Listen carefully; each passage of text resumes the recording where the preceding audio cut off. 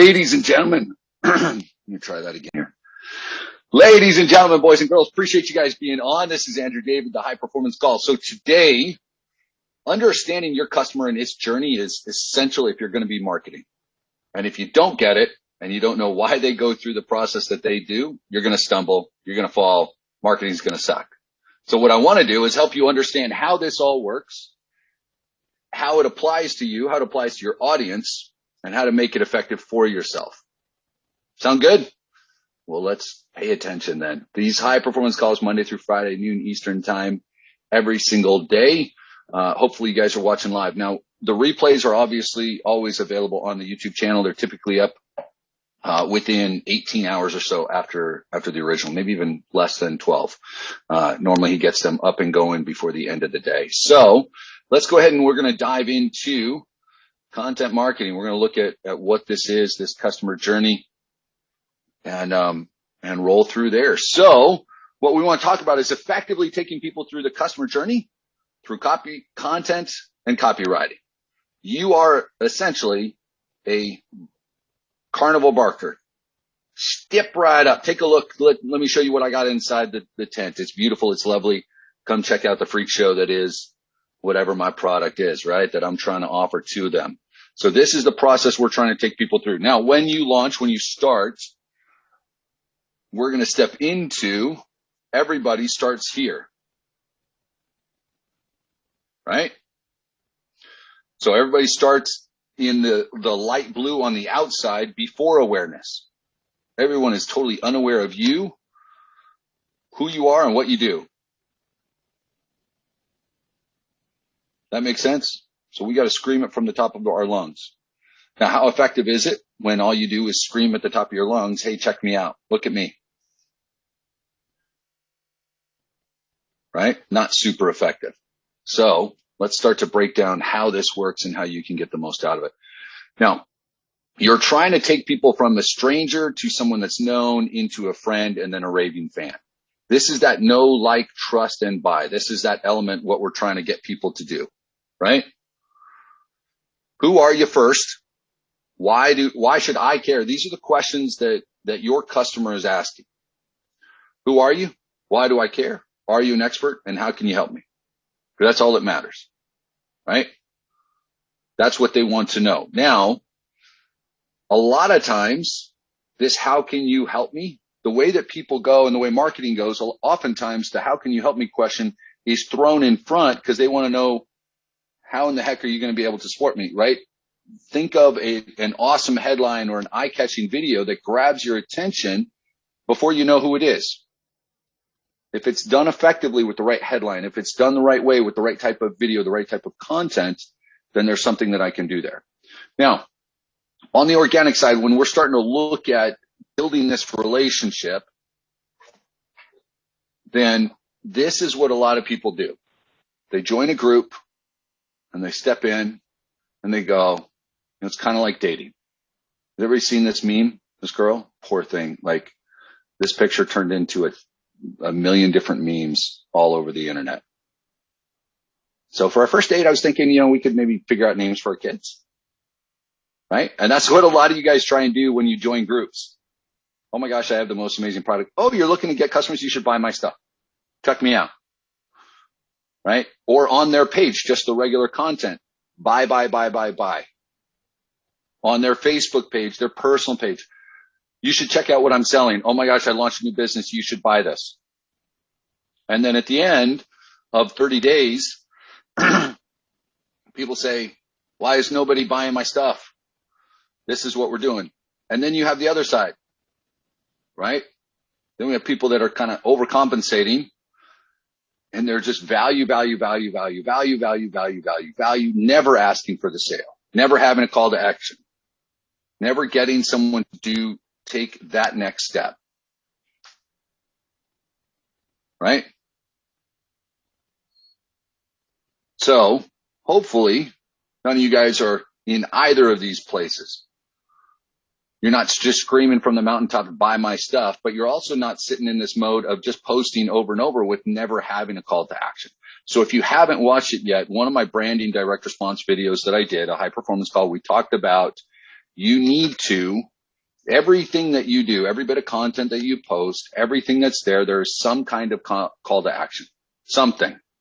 Now, whether that call to action is simply engagement, like, check this out, watch this, do that, or it's, give me an email so I can send you a newsletter, or I've got, maybe some of you guys decide you're going to step up, you're going to create a little bit more content. We're going to talk to, and I know we've got a couple people on here that are targeting that age range. That's like the 45 to 65, 70. Maybe we create 2 or 3 videos that just teach them about, health, about marketing, about business, about the digital age.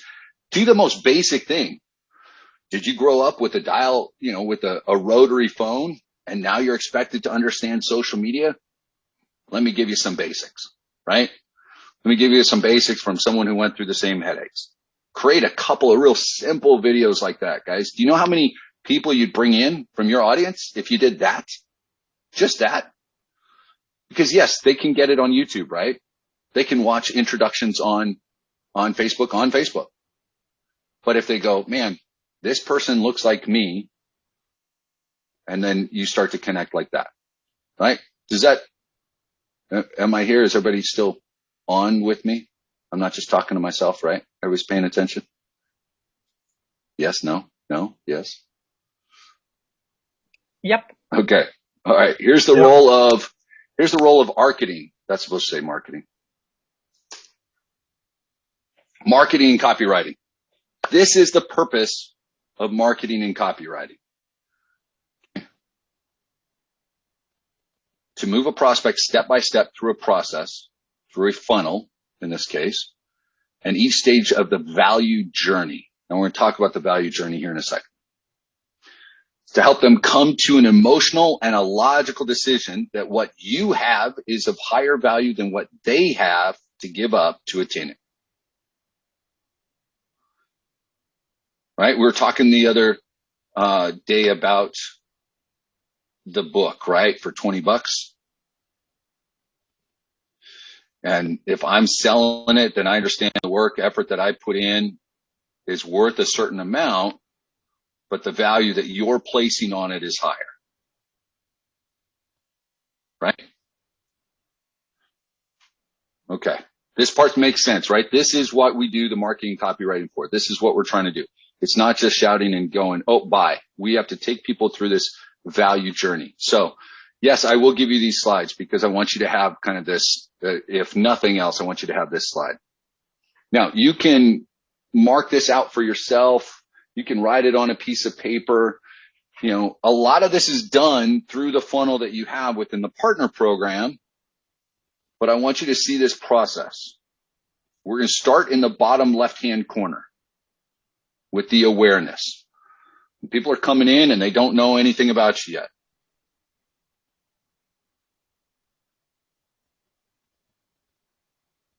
Okay. Now, before they get to the point of subscribing, converting, buying, doing everything else, we need to engage. So we're going to talk about engagement here in a second. Can everyone see this slide? I know some of you guys are on a phone. Most of you guys are on a computer. What comments, questions, whatever, what do we have about this slide that I'm showing you here? Does this make sense? What do you think about it? What are we looking at here? Can I make it bigger? I can't right here. I'm sorry. I guess I can. A little bit bigger. Let's see if that'll work. Okay. That's about as big as I can get it. So we're taking people, this is the process that we're constantly taking people through. This is why we have the funnel. This is why there's the ads, the funnel.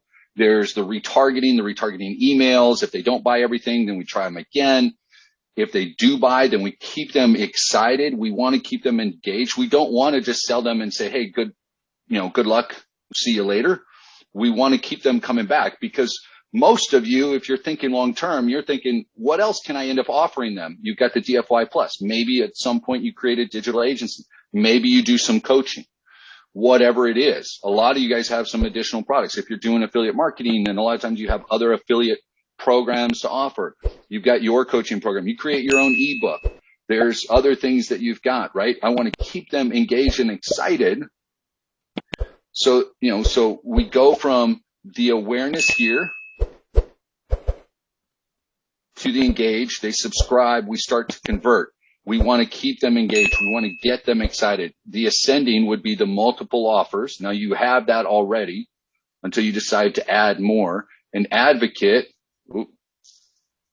How do we go back?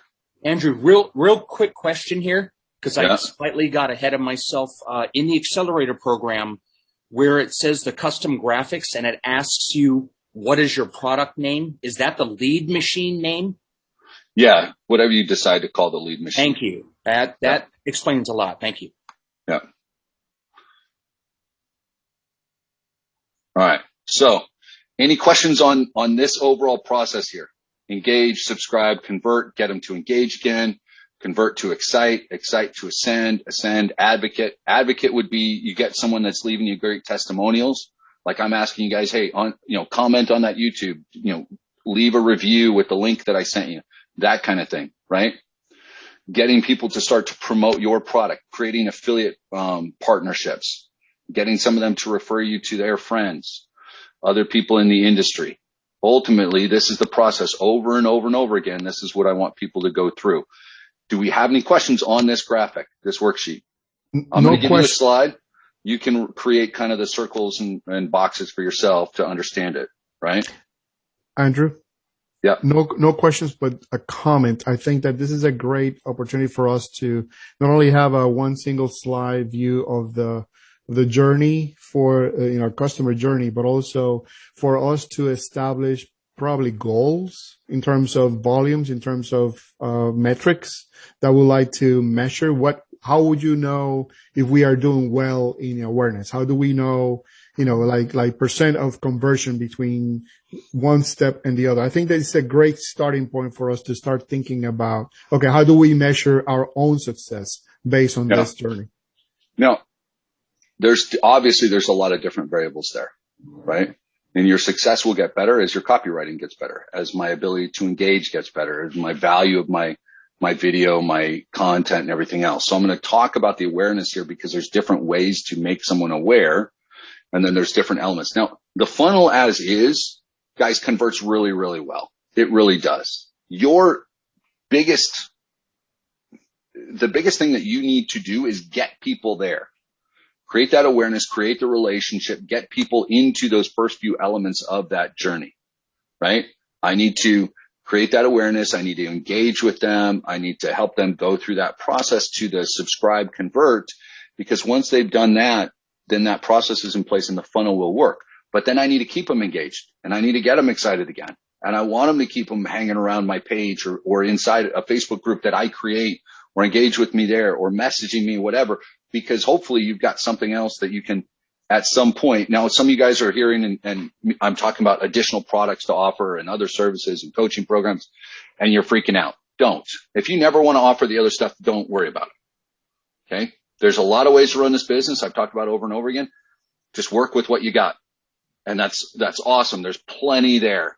Before you start, biting off more than you can handle, work with what you have. Okay. Simply showing you additional methods. So we need to build out the awareness. Yes. So I don't know. I'm totally new to the marketing, right? So to get awareness and content out, I don't really feel like I'm the expert. I know everything about the funnels, and so where do I go from there? Well, you remember the call I did with Brock? There was something that he said that I think rings really true for all of you guys to remember. You don't have to be the expert to begin with. You need to be one chapter ahead. You need to know a little bit more than the audience that you're sharing with. And 99 times out of 100, you will, right? Because they're good at what they do. They're not great at social media. That's why they're looking at it. Okay. Our social media managers, Michelle, I'll answer your question in a second. So Ernie, what you do is you study enough and then you provide, right? A little bit of info. Here you go. Because you don't have to, when we're talking about content and doing other things, it's like what I do here. You don't have to create 30-minute videos for them. It's 30 seconds worth of, it's one bullet point, 2 bullet points, right? You hop on Facebook Live and you go, let me tell you 2 things about social media you didn't know, this and this, and that's it.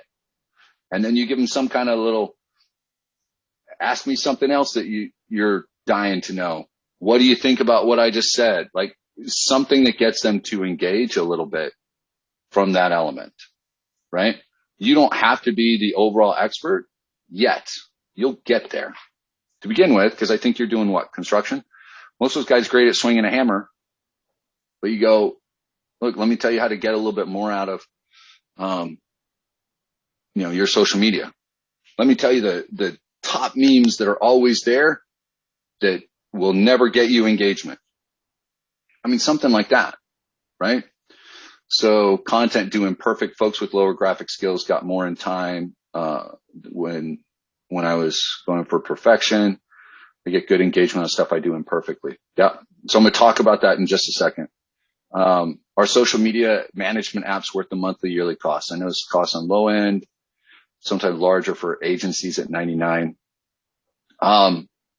It depends on what you're having them do. Michelle, if you want to send me a breakdown, this is what I'm having them do, this is what I'm looking at, then we can, break it down further from there. And maybe we do that on one of the calls, but, I've paid for people to manage it and do things and been incredibly disappointed. I've paid for people to do things and been, happy about the results. And then you've got regular apps that will just help you kind of focus on posting at the right time. Right? So yeah, some of them cost money, some don't. Depends on what you're doing. Right? So, all right. Now, awareness. Here's the different elements of awareness, guys. Digital advertising, search marketing, content, social media, community, and copyright. Now, what do these break down into? You don't have to do every single one of these. I'm giving you, different ways that the internet allows you to create awareness. Okay. You don't have to do all of these. Do you have to do all of these? Everybody still with me? No. Can you? Yes. Okay. So number 1, digital advertising. I can run ads on Google. I can run them on Facebook, on LinkedIn, whatever.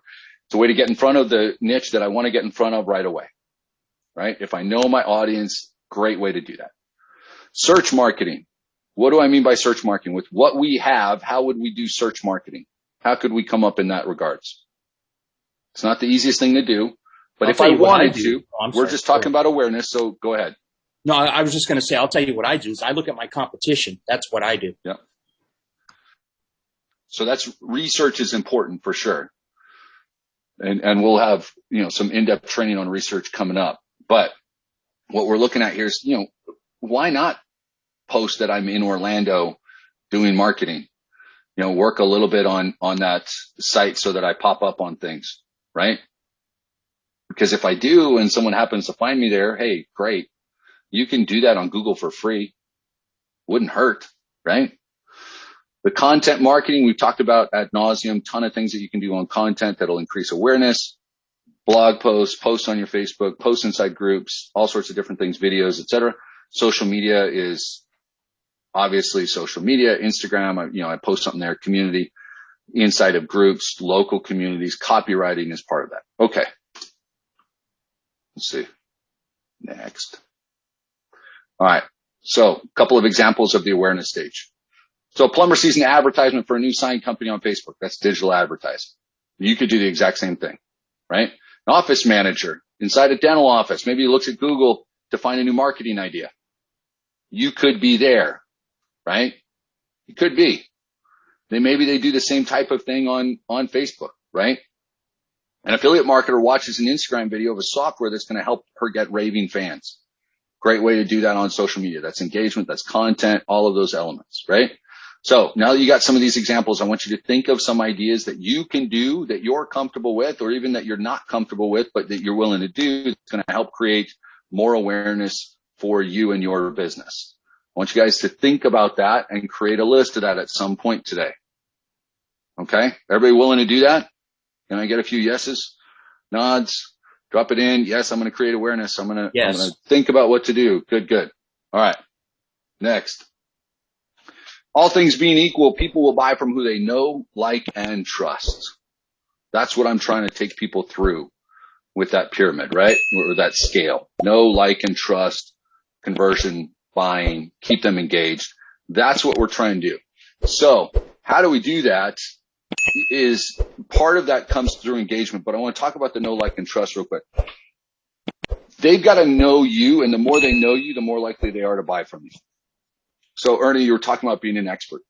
You don't necessarily have to come off as, I'm the man, I've done everything else, you have to listen to me. What you do is you tell them your story. Russell Brunson just posted something the other day I was listening to, and it's so true.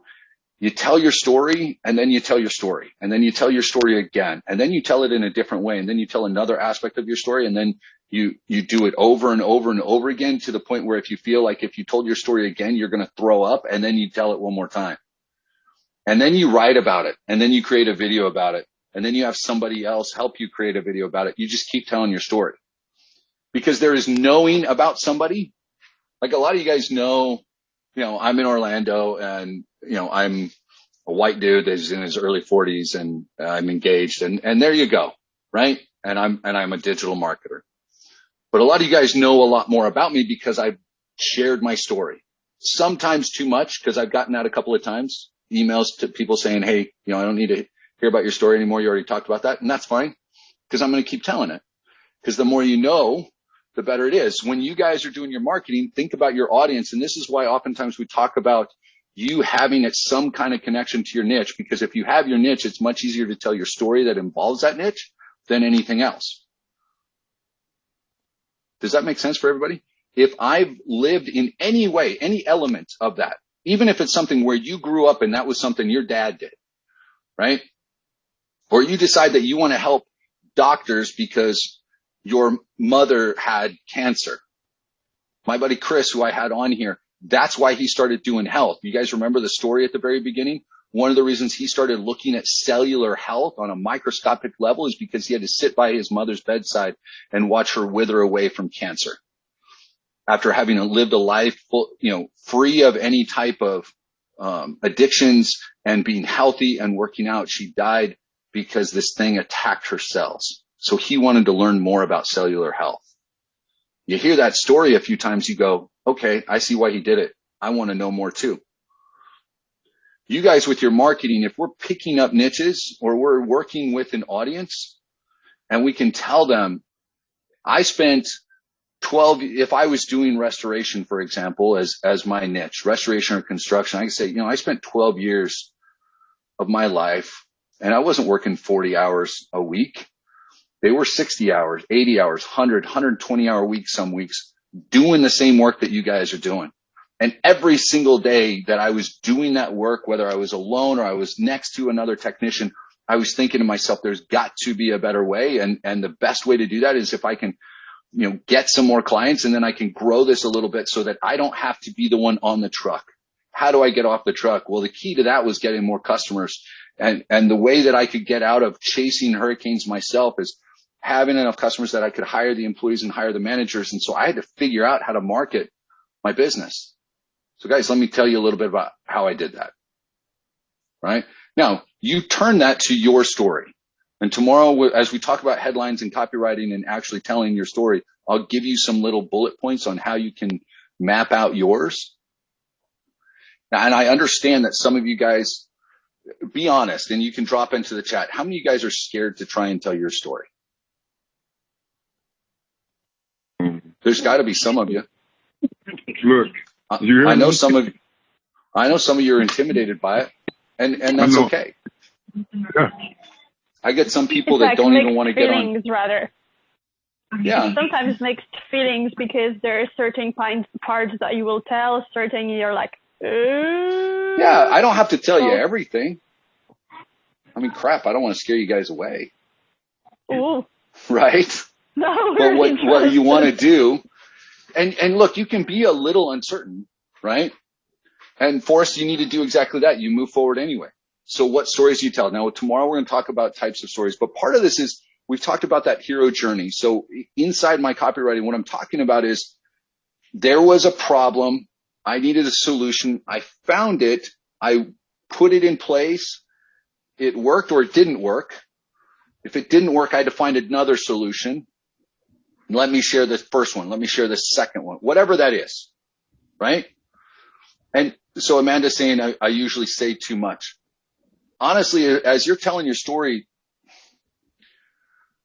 it depends on how much you want to filter, but just be real, be authentic, and you're going to engage. That's where you overcome the expert thing, right? That's where you overcome that. Because maybe you don't have this level of experience, you have this level, but your customers are here. But man, they can connect with you because you're willing to show. You know, it's different. Like if I read an article about an actor and it talks about their family, talks about how they grew up, and talks about what kind of books they like to read, what their favorite book is, what their favorite film was to be on. Yeah, you get to know about them, but do you really know them? I'm not going to know them until they hop up and they go, this was my struggle. This is what I overcame. This is, you know, some kind of at least fairly intimate detail about what's going on. You know, one of the reasons that people like The Rock so much is because that story he has of the $7. You guys all know that? Like at one point he woke up, he only had $7 in his wallet, and he said, you know, he talked about where he was going to get to and, you know, the challenges that he overcame and things like that. But he's real and he's authentic, and here it is. You know, that's what social media allows you to do. Copywriting isn't simply the words that you put down on paper.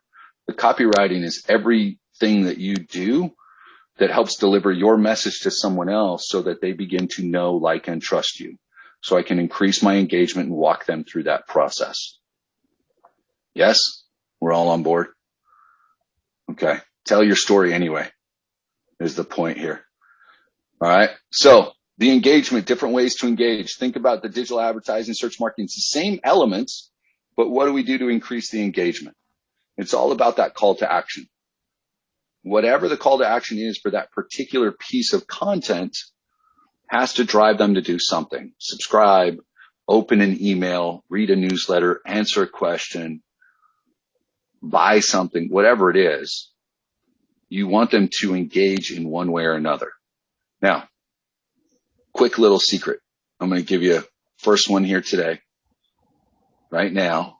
As you're writing copy, as you're telling your story, as you're doing everything, write like you talk.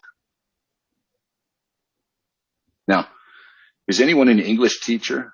Would you like to tell me what I probably should have said there? What sounds more grammatically correct? Instead of write like you talk? Isn't write like you speak a little more grammatically correct, or does it not matter? The point is, you want to be informal, conversational. Same way you would speak English, not the way that we would write it. You would speak English, that is correct. Yeah. So I'm not looking to hand in a paper to a college professor to try and seem more important and more intelligent than I am. Simply trying to have a conversation. Also, I will say when you're writing it, make sure it's grade 5 or 7 can understand what you're saying. It's 8th grade level. Exactly. Is what we're looking for. Yeah. 11 to 14-year-olds, guys. That's who you're writing to. Yeah. Honestly, that's why in social media in the first place, we don't have punctuation. I've noticed that, you know, everything LOL, oh my God. Don't worry about punctuation. Periods, yeah. No exclamations. So yeah. Yeah, don't worry as much about it. Yeah, even in college, like when you look at articles you get as legendary, the best ones are actually written for normal human beings with a language that doesn't make you fall asleep, and it's pretty like somebody was explaining you and telling you the story and giving you examples. You don't fall asleep. These are the best ones, even if they tick all the other boxes. So there's something about that. Yeah, absolutely. Okay, so let me get to Michelle's real quick. Tomorrow, some other time, can you continue to address how we can best get ourselves to be consistent with our social media? Yep. Struggle with this, maybe just because new to me. Yeah, the best way to be consistent is just do it. There's no secret to it, Michelle, unfortunately. It's just you've got to do it and you got to overcome it. And you're probably overthinking it, especially if you're talking about copy being too long. You're probably simply overthinking it, and you need to stop. Just do it. And Just don't create make something. my mistake. Yeah. Don't make my mistake. I get attached to the content. I put a lot. I love post-production, and then I leave too much with every other post, and I get burnout. So, and I see people giving way less damn about every single post, and they're climbing more steadily. So don't make my mistake. Jesus Christ. Like, yeah. So here we go about being grammatical. And Lisa's writing on here. Hold on, guys. So talking about Mother Killed You for this. Over the course of the last, I guess now 15, 20 years, a couple of the largest selling books ever were the Twilight series, right? And 50 Shades of Grey, right? The 50 Shades series. Now, I don't need anybody else to admit whether or not they want to if they read those books. I read all of the Twilight. And when everything was going crazy with 50 Shades, I picked it up to read some to go, what the heck is going on here? I will freely admit that. I will also admit that about a paragraph and a half, 2 paragraphs into 50 Shades, I put it down and I was like, this is awful. Like the way it was written is horrendous. And any of you have read it, the content may be fun. And if you don't know what I'm talking about, that's okay. The content may be fun, but holy cow, it was written poorly. And yet it sold and sold off the charts because they understood their audience and they delivered exactly what their audience was looking for, right? With your copy, I'm not talking about going down that road, but understand it is all about the conversation. That's all I'm trying to do is talk to my audience and I want to connect with them. That's it. I want to talk, think about walking into an office. You're not trying to deliver a lecture that would be college worthy, right? Listen to a lecture at someone delivering a paper at college on something like that versus a TED talk and see which one is, going to flow a bit better.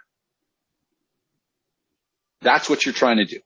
I'm just trying to engage the audience, and I'm going to do that by talking about what they want, what they have, but they don't want, what they want, but they don't have. I'm going to talk about their problems. I'm going to tell my own story of this journey that I went on where I had a problem that was similar to theirs, or I recognized that that was a problem that people like them had, and I wanted to try and help solve it. Because if you don't have any experience as a real estate agent, but you're doing real estate, well, how do I tell my story there? Well, maybe you talk about, your house, but what you do is you find there's got to be some connection. And if you can't think of one, then message me and go, I've got zero experience with this, but this is the niche that I'm going with. And I'll give you something that you can talk about because there is some kind of, exactly, Carolyn, there's some kind of common ground that you've got no matter what. You just need to think of it. And when you do, you say, this is my story. This is why, and this is why you should listen. Paul, go ahead. Andrew, in the beginning, I had a bit of struggle with the copywriting because, I do a few different things. So what I was doing, I was mixing my pre-business into it all the time. So what I did, I bought a little software. They do have free version as well. What it does, you can dumb it down as much you want and you can bring it up as much you want. So right. I'm not sure if anybody will be interested. I can post my email here. They can email me. I can send the link. They can try the free version and see if they like it. I think it's all of us. We don't come from background of copywriting, follow. None of us do. None of us, right? Normal life. But if we don't write few of them and fail few time, and that's how you can figure out. That's what exactly you're saying, right? So I do have that. So if anybody want. Okay. Yep. So, message me and I can get, we can send that out. So let's see what we're talking about, guys, with copyright. I hope it makes sense. Now, tomorrow we're going to dive a little bit deeper into certain elements of copywriting. Okay. We're going to dive a little deeper into that. And I'm going to talk about your headlines and more about telling that story. And we're going to talk about tomorrow, writing with a passion. So Andrew. I will give you guys, hold on one second, Maria. I will give you guys these slides when I'm done with the overall presentation. So I'm not sending them out today. All right. So, just be looking for it, show up tomorrow, and then you'll get the slides. Okay. All right. Go ahead. Was that Maria? I'm sorry to interrupt. I am about to ask you a very stupid, maybe, or ignorant question. Is it about copywriting? Yeah, like what is the concept? Like what is copywriting? Is the emails that you send like the content? So copywriting is what I was talking about just a second ago. Copywriting is the purpose of, I'm not going to post the slides yet. Tomorrow I'm going to send them out. Here's the thing about copywriting. Let me go back to, this is the purpose of marketing and copywriting. Everything that you do is marketing and copywriting, essentially. Every headline, every story that you use to create a video, every caption that you write, understand, what am I going to say in this video? What am I going to post on this? What does this have to do with, my audience? All of that have elements of copywriting. The preparation that I put into delivering these trainings to you have elements of copywriting in them. If I don't understand how to deliver the message to you, you wouldn't understand it. If I can't pick up certain things and deliver it to you in a way that at least some of you can understand, then I'm failing at what I do. And so your role is to learn just enough about a certain topic and deliver it in a way that builds engagement, right? So we're taking people through this process where they get to know you. They go from unawareness to awareness. They start to like you. They start to trust you, and then they're going to buy, right? Here's different ways that we can do that. Social media presence, content that inspires, educates, entertains, generous, interact with the customer, show the human side. That's you telling your story, right? But overall, this buy here, it's not about you, it's about your customer. This is what I say all the time. It's about what they have, but they don't want, what they want, but they don't have. How does this solve their problem? Okay. And we're walking people through that so that we can walk them through this sheet. Okay. So everything that we do, every element of this involves copywriting. So we say, if you want to be a good copywriter, learn how to write a good headline, learn how to write good captions, but part of this goes to, and I'm going to talk about tomorrow, one of the key elements of being a good copywriter is understanding the research that you put in, right? It's the empathy map that we talked about last week. It's engaging with that customer in a way that says, hey, I think what Ernie's got is something that might help me. I want to check that out. Okay. It's the reason why a good friend, a mentor of mine who's done, just short of 100 million, I think, online. He was never the guy on video. He was never that guy. He wasn't the guy that wanted to be, on pictures either, because he always felt uncomfortable because weight had been an issue his whole life in a big, serious way. Not a little bit, in a real serious way. Now he's lost, I want to say 250 pounds at this point. Looks fantastic. 10 years into this, he's finally starting to do videos. He just got good at writing copy. He's great at research and he's good at writing copy. Guys, there are a lot of different ways that you can be successful with an online business. You have a vehicle here with the partner program that works no matter which way you want to drive it. You're the driver. Do you want to drive in slow? Do you want to drive fast? Do you want to have someone else working under the engine? Do you want to know how to do that? Do you want to be the one, guiding it along? Any way you do it, copywriting, research copywriting, and delivering that kind of content is going to be key for you. Don't overthink it though, right? Don't think that you've got to, sit down and write a book, be able to write a book when it comes to content. What would you sit down if you were sitting with guys that are in the industry that you're working with? You're sitting with men and women that are there around a table. You're out for Wine Down Wednesday. You're out for drinks, whatever it is. And they go, and you just say, what kind of problems are you having at work? That conversation, all of the elements there, that becomes your copywriting. As long as you work them through and not tell them how it's going to get solved, you guide them through the process to help them find the solution, and they come to the understanding that what you have is of more value than what they have to give up to get it. And if you do that consistently, you'll build up your audience. They'll become fans of yours, and you will forever have an opportunity to generate the revenue that you need. Come back tomorrow for some more. If you guys like this, let me know. Video will be up on YouTube later on tonight. We'll get the slides to you after the training tomorrow. Come back for some headlines, copywriting, and other secrets that'll help you build your business. Appreciate you guys. As always, have an amazing day. We'll talk to you soon. Bye-bye. Thank you, Andrew. Bye. Bye-bye. Thanks. Bye, Andrew.